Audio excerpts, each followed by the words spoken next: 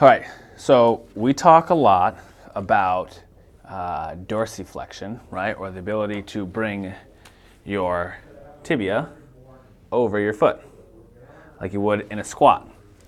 But what about plantarflexion, right? We talk a lot about dorsiflexion because people tend to miss a lot of dorsiflexion, and it affects them athletically when they're trying to squat or bring their foot up this way or bring their tibia forward.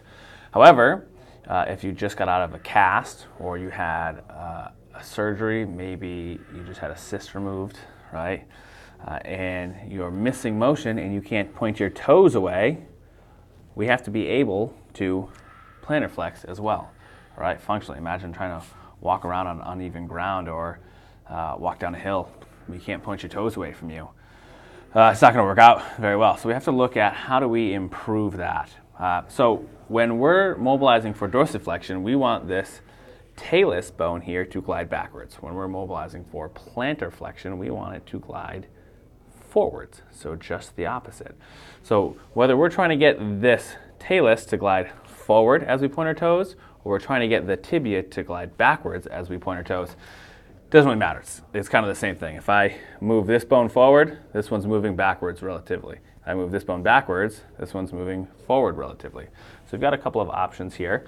We're going to use a band to help us out here. So we're going to grab a band, set it up nice and low here. And the first one we're going to do is we're going to get this tibia influenced to move posteriorly. So we're relatively getting an anterior glide of the talus. So we want to make sure that this band is above these little bones here, okay? Not below for this one, above it. So okay, your foot in the band, put that band right at those little bumps, and then load this up as much as you can. Now you can add a little bit of here if you want to, but I like to have a nice wide base of support for balance. So I'm not standing like this, my foot's out to the side. Now all I'm going to do is keep this foot planted and rock back as far as I can, then come back to neutral, rock back again. You can point your toes down, try to grip the ground with your toes, hang out there for a couple of seconds, and then come back into it. They're out of it. All right, we want to accumulate about 2 minutes worth of stretching there at a minimum.